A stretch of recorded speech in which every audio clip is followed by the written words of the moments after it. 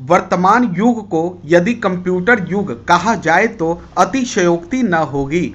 आने वाले कुछ वर्षों में कंप्यूटर प्रत्येक घर में टीवी की तरह दिखाई देगा, क्योंकि किसी का भी काम कंप्यूटर के बिना चलने वाला नहीं है।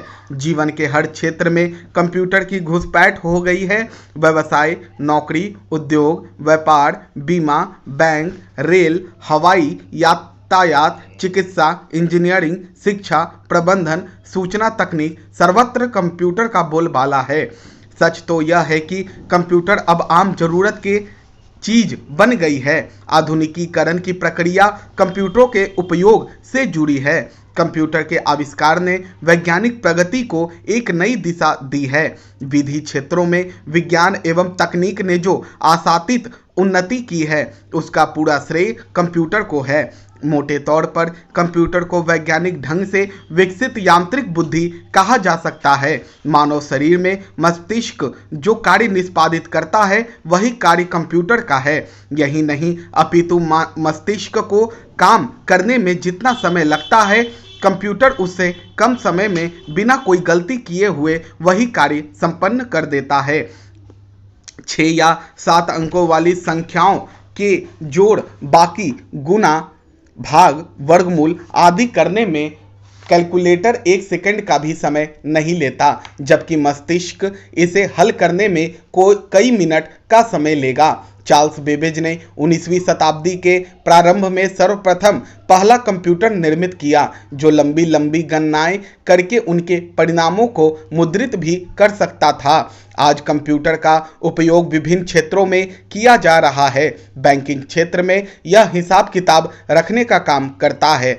सूचना एवं समाचार प्रेषण के क्षेत्र में तो कंप्यूटर प्रयोग से एक क्रांति सी आ गई है। दूरसंचार की दृष्टि से भी वे अत्यंत महत्वपूर्ण भूमिका का निर्वाह कर रहे हैं। विज्ञान एवं तकनीक के अनुसंधान क्षेत्र में परमाणु ऊर्जा, अंतरिक्ष विज्ञान जैसे क्षेत्रों में कंप्यूटरों ने उपयोग में नई जानकारियां प्रदान की है। औद्योगिक क्षेत्र में भी कंप्यूटरों का प्रयोग विविध रूपों में होने लगा है।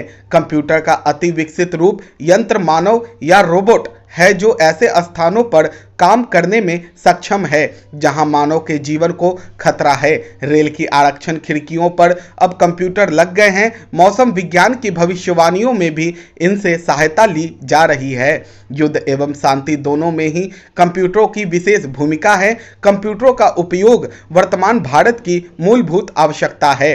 कुछ लोग भले ही इस आधार पर कंप्यूटर का विरोध करें कि इस प्रक्रिया से देश में बेरोजगारी बढ़ेगी, किंतु यह सच नहीं है। विकसित विश्व के साथ यदि हमें कदम से कदम मिलाकर चलना है तो कंप्यूटरों को घर घर तक पहुंचाना होगा। कंप्यूटर के नेटवर्क को इंटरनेट कहा जाता है। इंटरनेट से जुड़े कंप्यूटर को अपनी आवश्यकता के अनुरूप दूसरे कंप्यूटर से सूचना ले सकने की सुविधा प्राप्त होती है। इस प्रकार सभी देशों के लोग इंटरनेट सुविधा के द्वारा पारस्परिक सूचनाओं एवं आंकड़ों का आदान प्रदान कर सकते हैं। इंटरनेट के द्वारा ईमेल भी प्राप्त की जा सकती है तथा अलग अलग स्थानों पर बैठे लोग आपस में वीडियो कॉन्फ्रेंस भी कर सकते हैं। इंटरनेट ने दुनिया को एक परिवार बना दिया है। विश्व के किसी भी हिस्से में होने वाली गतिविधि को अब इंटरनेट के जरिए कहीं भी पहुंचाया जा सकता है। इंटरनेट पर समाचार पत्र भी उपलब्ध है तथा सूचनाओं का अथाह भंडार वेबसाइटों पर प्राप्त है। कंप्यूटरों के विकास ने सूचना प्रौद्योगिकी को नए आयाम दिए हैं। संचार उपग्रह बिना कंप्यूटर के काम नहीं कर सकते। मोबाइल फोन, सैटेलाइट फोन जैसी सुविधाएं इन्हीं संचार उपग्रहों से ही संभव हो सकी है। भारत मूलतः गांवों का देश है। आज भी हमारी कुल जनसंख्या का 80% गांवों में निवास करता है। यह आवश्यक है कि ग्रामीण जनता की भागीदारी ग्राम विकास में हो, और यह तभी संभव है जब उन्हें विकास हेतु संसाधन उपलब्ध कराए जाएं और वे इस संबंध में योजनाओं का प्रारूप बनाने एवं उन्हें क्रियान्वित करने हेतु अधिकार संपन्न एवं सक्षम हो। पंचायती राज व्यवस्था इसी उद्देश्य की पूर्ति करती है। पंचायत का पूर्ण अर्थ है 5 लोगों की सभा। प्राचीन काल में इन 5 लोगों का चयन गांव की जनता ही करती थी और वे सभी ग्रामीण समस्याओं का निदान मिलजुल कर लेते थे। भारत की ग्रामीण व्यवस्था में पंच परमेश्वर की अवधारणा बद्धमूल है। ग्रामीणों को पंच में परमेश्वर दिखाई पड़ता है, अतः वे उसके निर्णय को सिर झुकाकर स्वीकार कर लेते थे। पंचायत का कार्य केवल विवादों का निर्णय करना ही ना था, अपितु ग्रामीण विकास की योजनाओं को कार्यान्वित करना तथा उसके लिए संसाधन जुटाना भी था। स्वतंत्रता के पश्चात पंचायती राज व्यवस्था की अवधारणा गांधी जी ने प्रदान की। भारतीय संविधान के अनुच्छेद 40 में राज्यों को पंचायतों के गठन का निर्देश दिया गया है। दिसंबर 1992 में पारित संविधान का 73वां संशोधन पंचायत संबंधी उपबंधों पर प्रकाश डालता है। इसमें यह व्यवस्था है कि प्रत्येक राज्य में गांव तथा जिला स्तर पर पंचायतें स्थापित की जाएगी। पंचायतों को अधिक समय तक स्थगित नहीं किया जा सकता तथा 6 माह के भीतर पंचायतों का चुनाव कराना अनिवार्य है। सभी पंचायतों में महिलाओं, अनुसूचित जातियों को नियमानुसार आरक्षण प्राप्त है, उन्हें कराधान करने की शक्ति प्राप्त है। पंचायतों का कार्यकाल 5 वर्ष का है। अपना बजट होगा और तथा अपने अधिकार क्षेत्र की पूर्ति होगी। पंचायतों का कार्यकाल 5 वर्ष का है, उनका अपना बजट होगा तथा अपने अधिकार क्षेत्र की सूची होगी। पंचायतों के चुनाव कराने के लिए प्रत्येक राज्य में एक निर्वाचन आयुक्त होगा और पंचायतों को आर्थिक सहायता वित्त आयोग प्रदान करेगा। लोकतंत्र में सत्ता का विकेंद्रीकरण होना चाहिए। इसी सिद्धांत के आधार पर पंचायती राज की परिकल्पना की गई है। 12 सितंबर 1959 को राजस्थान के नागौर जिले में पंचायती राज का उद्घाटन किया।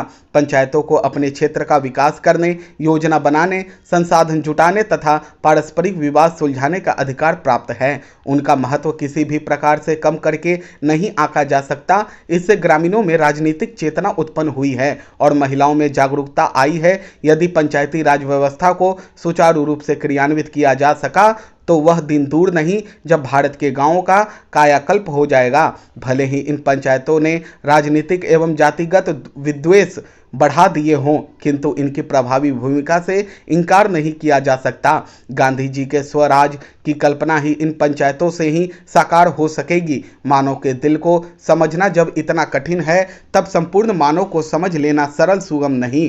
पिछले 10-15 वर्षों में वैज्ञानिकों ने मानव जीवन के रहस्यों को उद्घाटित करने का अथक प्रयत्न किया है। आणविक जीव विज्ञान के 2 प्रतिद्वंद्वी वैज्ञानिकों ने मानव जीनोम के संदर्भ में अनेक पत्रिकाओं में एक शोध करवाया है, जिसमें इस तथ्य को स्पष्ट किया गया है कि मानव जीनोम 3 अरब रासायनिक रेखाओं का जाल है, जो यह दर्शाता है कि सचमुच ही हम क्या हैं।